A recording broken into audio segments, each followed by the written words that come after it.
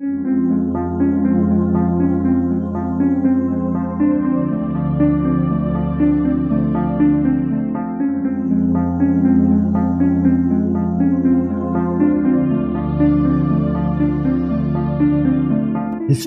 tells the story of the world and of our lives. Sometimes that history goes bump in the night.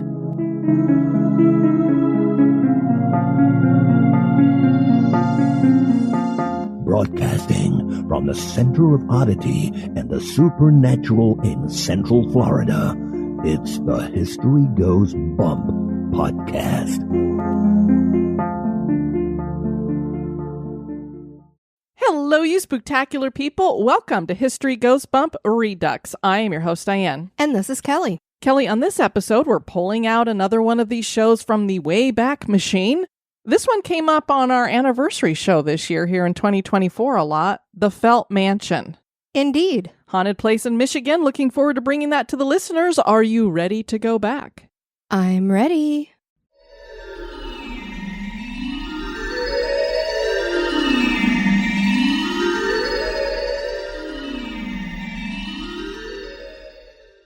The Felt Mansion was meant to be a beautiful and spacious place to escape during the summer for the Felt family. It was a representation of a successful life set on the shores of Lake Michigan. Death doesn't care about family or success. It comes when we least expect it and at cruel times. And that is what happened to the Felt family. Now it would seem that family spirits have chosen to stay here in the afterlife. Join us as we explore the history and legends and hauntings of the Felt Mansion.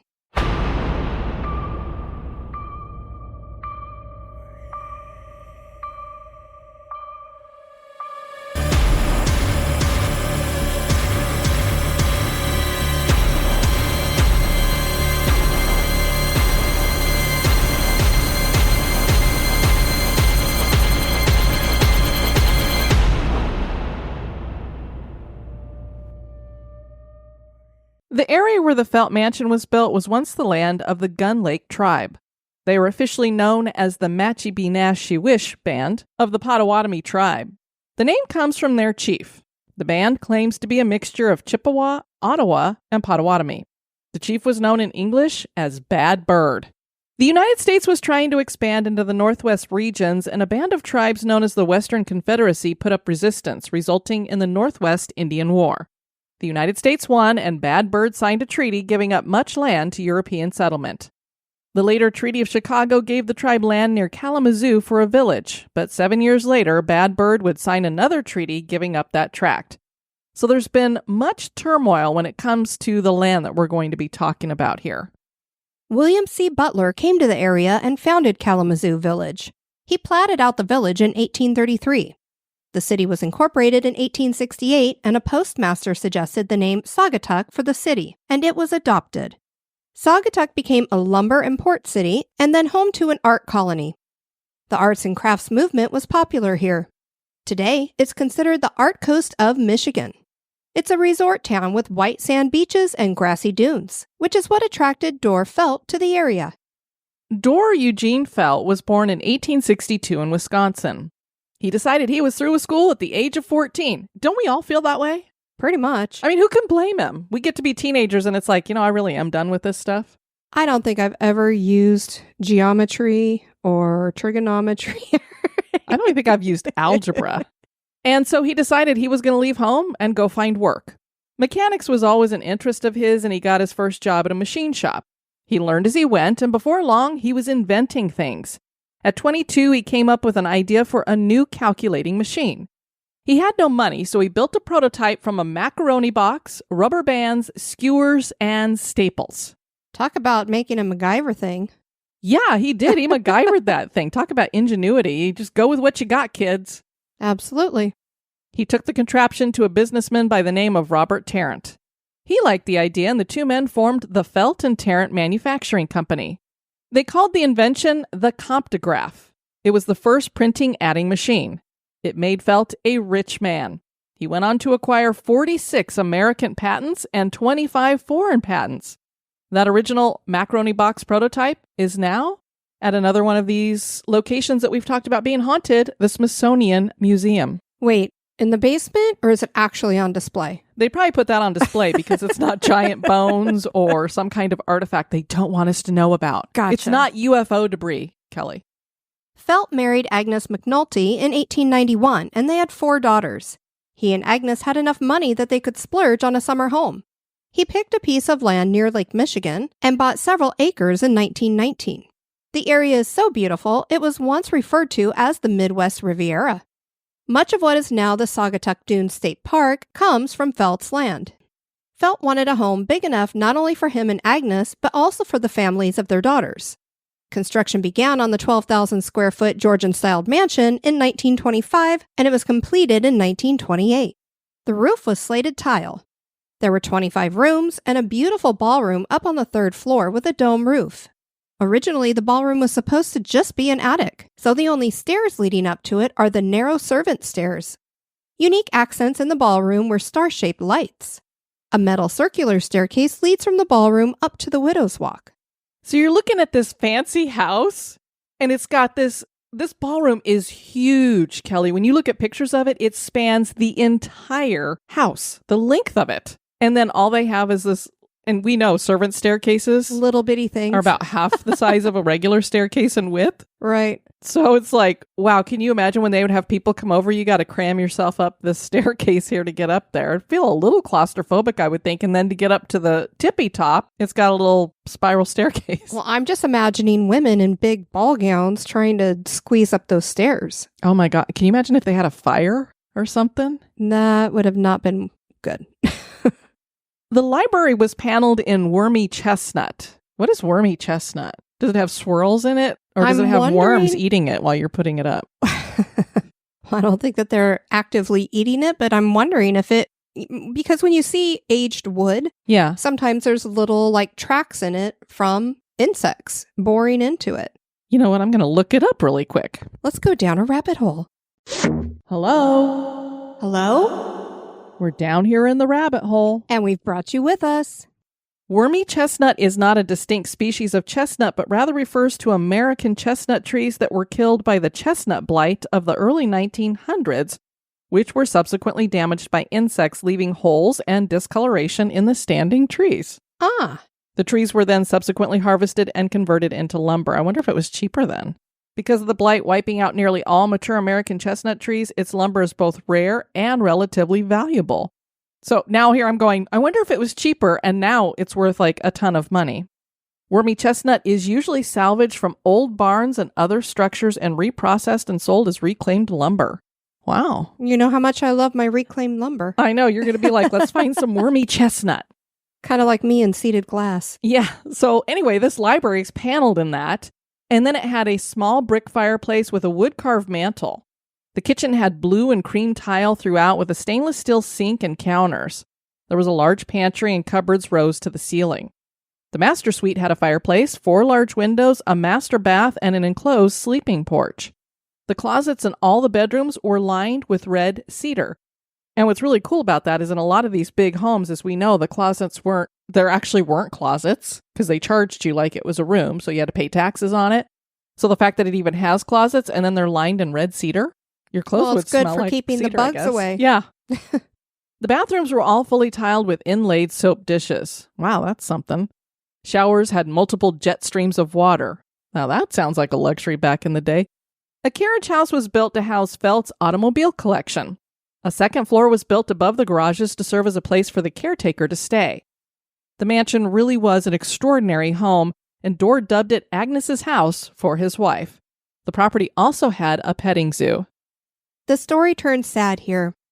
Agnes really never had the opportunity to enjoy the summer home. Only 6 weeks after completion, Agnes passed away in the mansion. Felt himself died a year and a half later from a stroke. The family kept the Felt mansion, which was known as Shore Acres Farm at the time, until 1949. Their father's inventions had become obsolete, and the cost of upkeep of the large property was too much. The St. Augustine Catholic Seminary bought the mansion and used it to house their students. Later, they leased to Dominican cloistered nuns. In 1977, the state of Michigan bought the mansion and used it as a police building. The state built the Michigan Dunes Correctional Facility on 44 acres. Later, Laketown Township bought the property from the state for $1, and they knocked down the prison. The Felt Mansion has been undergoing renovations since 2002, when the Friends of the Felt Estate formed after Pat Hosey Meyer and her husband Dean were hiking in the park and saw the mansion. Pat knew they needed to restore the place. Today, it's available for weddings and receptions, and there are tours and other social gatherings. And now a little break for a word about one of our sponsors.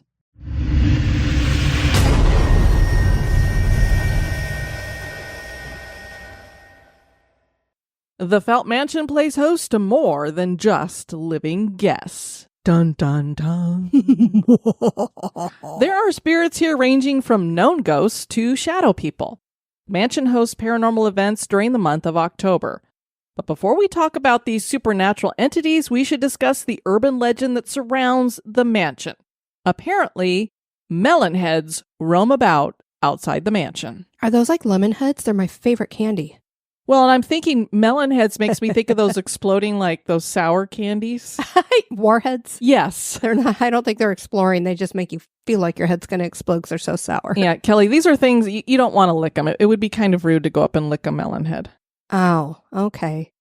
Melon heads apparently are human-like creatures with large bulbous heads that come out of hiding to attack people. So they're kind of, I don't know, they almost sound like they're alien looking. They're found in Ohio and Connecticut as well. The legend attached to Felt Mansion is that these are children who were suffering from hydrocephalus and being housed at the nearby Junction Insane Asylum. So I guess it's a disease that causes a child's head to, swell up or something. Well, hydrocephalus is water on the brain. So Okay. Yeah, it can swell. They somehow became free, but they were so damaged by the abuse they had endured that they were feral and wild. And what little child isn't really feral and wild anyway? You don't have to have some kind of abuse to have that happen. I definitely was. This is why I waited to find somebody who had grown children. The 2011 movie The Melonheads features the legend. In truth, there never was a Junction Insane Asylum, but the former correctional facility has been referenced as well.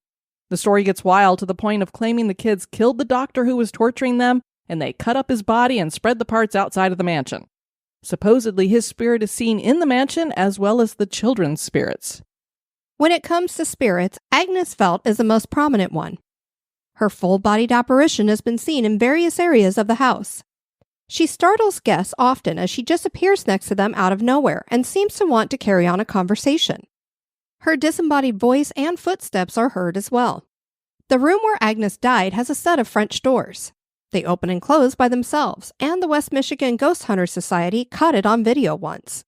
Director of the Felt Mansion, Patricia Meyer, had an incident with the spirit of Agnes when she was prepping the mansion for the 2005 holiday season. She laid a decorative rug in Agnes's room, and when she returned to the room later, she found it all crumpled up and pushed aside. Her initial thought was that her assistant had done it, but the assistant said that it wasn't her. She and her assistant decided to test to see if this was paranormal, so they laid the rug out again and went downstairs for 2 hours, and stayed within earshot of each other. They returned to the room to find the rug balled up and pushed into the adjoining sunroom. And then there are the shadow people. Where these entities come from, nobody knows because Agnes is the only person we know to have died at the property. The shadow people are seen mostly in the third-floor ballroom, and they seem to be interacting with the ballroom. So this is probably something residual that cannot fully form, and that's why we're getting shadows. Because as you and I are finding, the further along we get here, we're not as terrified of shadow people as most people would be when you first start hearing about them. It does sound more like this is something that just can't fully form itself yet. One entity has been seen apparently sweeping the floor. Come to my house any day. Use a vacuum, that's great too. And other shadowy figures sway to and fro on the dance floor. This makes us wonder about energy and time and what was captured here. Are these just replays of days gone by and not actual spirits? Perhaps seen as shadows because they are trapped memories or moments in time. Patty Meyer saw one of these shadow figures. She and a male visitor had gone up the stairs to the ballroom, and at the top they saw a shadow figure floating in the vestibule. They hightailed it out of the house. They probably didn't need to. They were just dancing. Unless, well, maybe they were looking for a dance partner and... Maybe. Other experiences that people have had is hearing disembodied chanting, which is believed to go back to the mansion's religious uses. There was a light that would continue to stay on, and they thought it was an electrical problem. They had an electrician come out to see if he could figure out why the light wouldn't turn off, and he ended up telling them that there was no way that the light could be on because there was no wiring to it. How many times have we heard that story in these old mansions? These electricians go in and go, not only can I not figure out why the light just keeps turning itself on, but there's no wire, so there's no possibility for it to turn itself on. From the Michigan's Other Side website, we have this. I can say from personal experience, we had some strange stuff happen while helping out the tours. Doug of Ghostly Talk Radio, and this is an old internet radio show. I think it started back in 2006. Then it quit for a while, and then it re-upped itself, I think, in 2018, and now I think it's gone defunct again.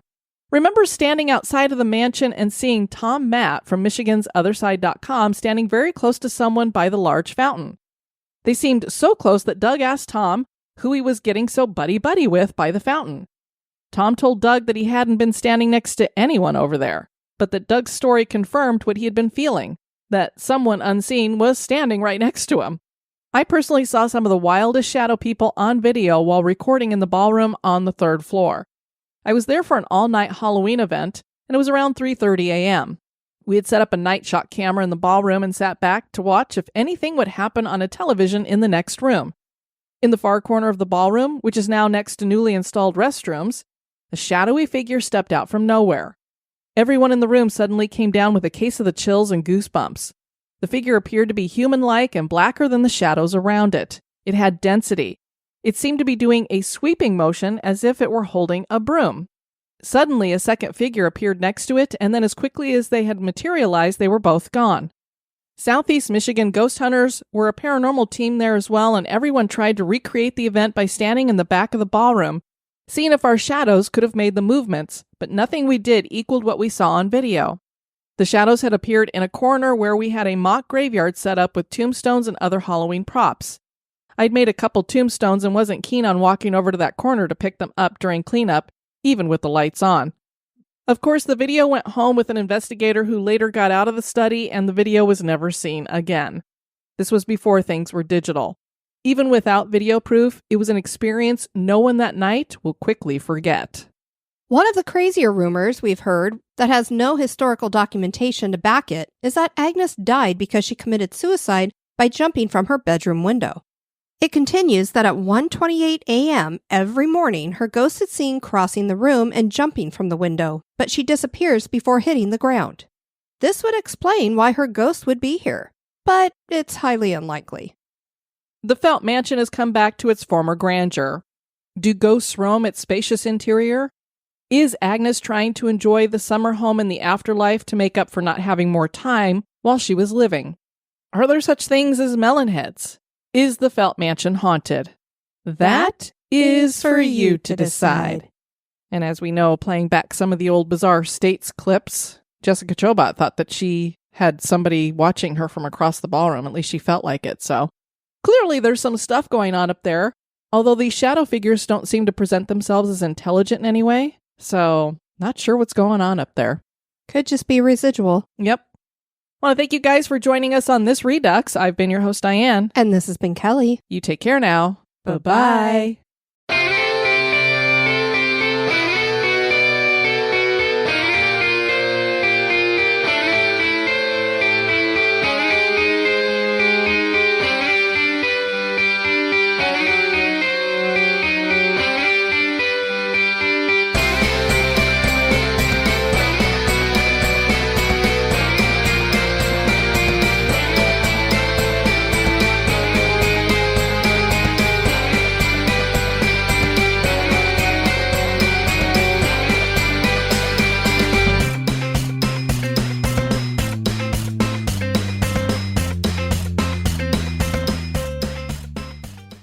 They were officially known as the Matchy Be Nashy Wish Band.